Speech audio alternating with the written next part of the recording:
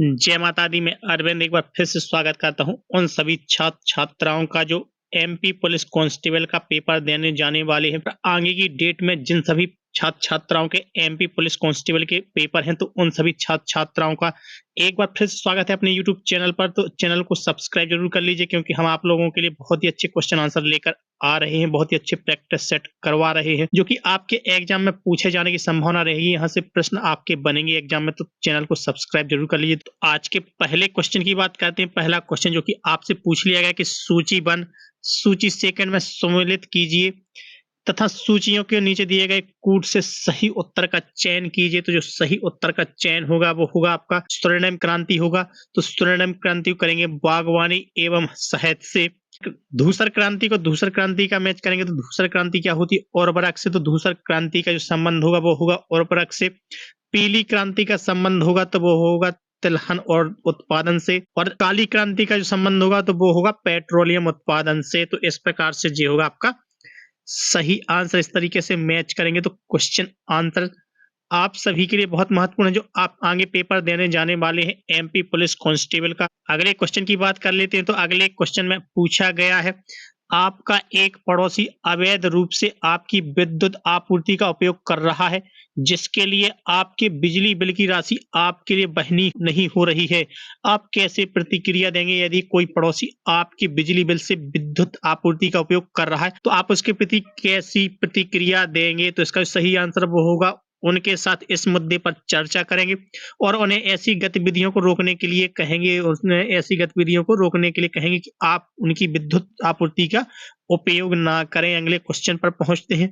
और अगले क्वेश्चन में पूछा गया है आप सभी के कि कौन सा ऐसा राज्य है जो मध्य प्रदेश की सीमा को नहीं छूता है? तो मध्य प्रदेश की सीमा को कौन सा राज्य है जो नहीं छूता है? राजस्थान बिल्कुल छूते ही, राजस्थान राज्य की सीमा बिल्कुल छूती है। गुजरात की भी छूती है, मध्य प्रदेश राज्य को, महाराष्ट्र की भी छूती है, लेकिन झारखंड एक ऐसा राज्य है जिसकी सीमा मध्य प्रदेश राज्य की सीमा को नहीं छूती है। तो झारखंड होगा इसका सही आंसर। निम्नलिखित में से कौन सा पदार्थ तनु अम्ल के साथ उपचारित करने पर कार्बन डाइऑक्साइड नहीं देगा? तो वो नहीं देगा चूना। चूना होगा इसका सही आंसर। अगला क्वेश्चन जो कि पूछ लिया गया है, निम्नलिखित शासकों में से किसने दीवान ए अमीर को ही विभाग की स्थापना की? तो कौन सा वह शासक जिसने दीवान ए अमीर को ही विभाग की स्थापना की थी? तो वो की थी मोहम्मद बिन तुगलक ने। तो मोहम्मद बिन तुगलक होगा इसका सही जवाब। अगला क्वेश्चन जो कि आप सभी से पूछा गया है, तो अगले क्वेश्चन में पूछा गया है, गुप्त काल में ब्राह्मणों को जो भूमि दान दी जाती थी उसे क्या कहते थे? तो उसे कहते थे अग्रहार। अग्रहार होगा इसका सही आंसर, क्योंकि गुप्त काल में जो ब्राह्मणों को भूमि दान दी जाती थी उसे कहते थे अग्रहार। तो एमपी पुलिस कांस्टेबल के सभी छात्र छात्राओं को जो आगे एग्जाम देने जाने वाले हैं, उन सभी के लिए बहुत ही अच्छे क्वेश्चन करवा रहे हैं हम अपने यूट्यूब चैनल पर। तो चैनल को सब्सक्राइब जरूर करके रखिए, वीडियो को लाइक शेयर जरूर कर लीजिए। आगे के क्वेश्चन प्राप्त करने के लिए चैनल को सब्सक्राइब जरूर कर दीजिए। तो अगले क्वेश्चन की जानकारी देते हैं, निम्नलिखित में से किस रंग का प्रकाश सबसे कम प्रकीर्णित होता है?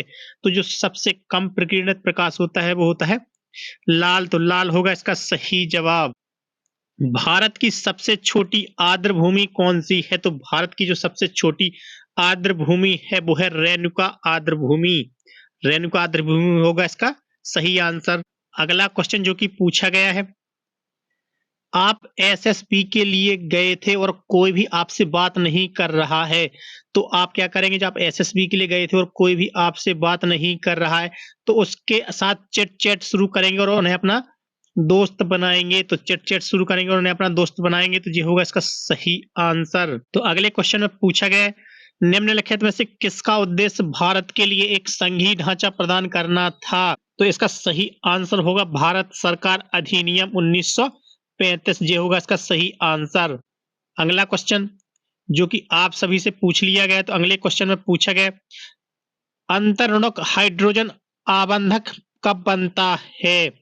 तो वो बनता है जब हाइड्रोजन परमाणु दो अत्यधिक विद्युत ऋणात्मक परमाणुओं के बीच होता है। तो ये होगा इसका सही आंसर। अगला क्वेश्चन जो कि आप सभी से पूछा गया कि डीडीटी का रासायनिक सूत्र क्या है। तो डीडीटी का जो रासायनिक सूत्र है वो है C14H9C13। तो ये होगा इसका सही आंसर। अगला क्वेश्चन जो कि एमपी पुलिस कांस्टेबल के एग्जाम के दृष्टि से बहुत ही महत्वपूर्ण, तो अगला क्वेश्चन पूछा गया, निम्न में से कौन एक संवेदनशील प्रजाति है। तो उसका सही आंसर होगा एशियाई हाथी। एशियाई हाथी होगा इसका सही जवाब। वस्तु के रैखिक संवेग के परिवर्तन की दर इस पर लगने वाले खालिस्तान के समानुपाती होती है। तो वो होती है बल के समानुपाती होती है। तो बल क्या होगा इसका सही आंसर।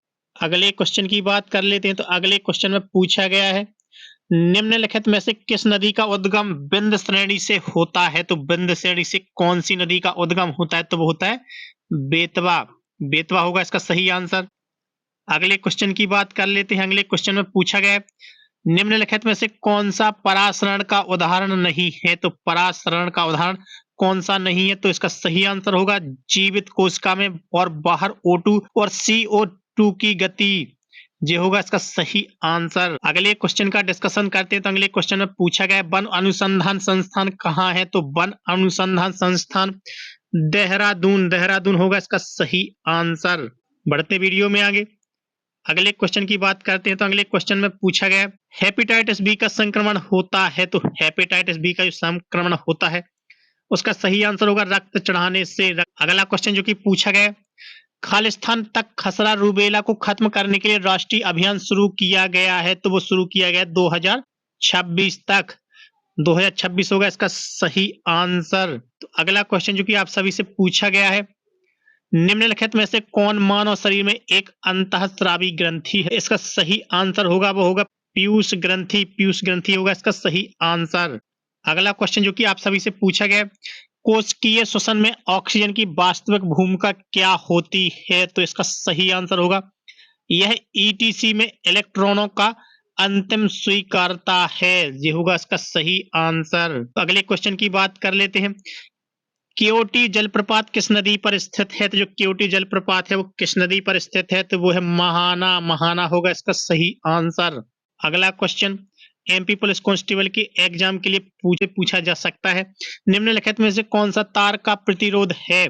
तो तार का प्रतिरोध होता है R=V/फर्स्ट। R=V/फर्स्ट होगा इसका सही आंसर। अगले क्वेश्चन की बात करते हैं, अधिकांश भारतीय गिरमिटिया श्रमिक निम्नलिखित में से किस क्षेत्र से आए हैं। तो वो आए हैं बिहार और मध्य भारत से। अगले क्वेश्चन का डिस्कशन करते हैं, निम्नलिखित में से कौन सा कार्बन का अपरूप नहीं है। तो वो नहीं है ट्राइसल्फर। ट्राइसल्फर होगा इसका सही आंसर। अगले क्वेश्चन में पूछा गया कि मध्य प्रदेश चिकित्सा परिषद की स्थापना किस वर्ष हुई थी।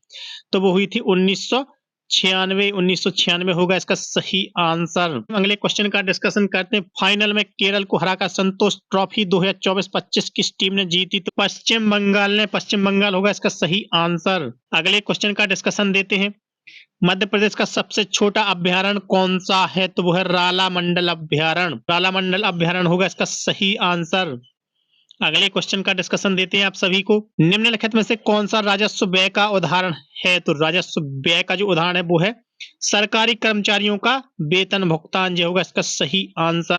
अगले क्वेश्चन का डिस्कशन करते हैं, प्रधानमंत्री रोजगार प्रोत्साहन योजना PMRPY किस वर्ष शुरू की गई थी। तो वो शुरू की गई थी 2016 में। 2016 होगा इसका सही आंसर।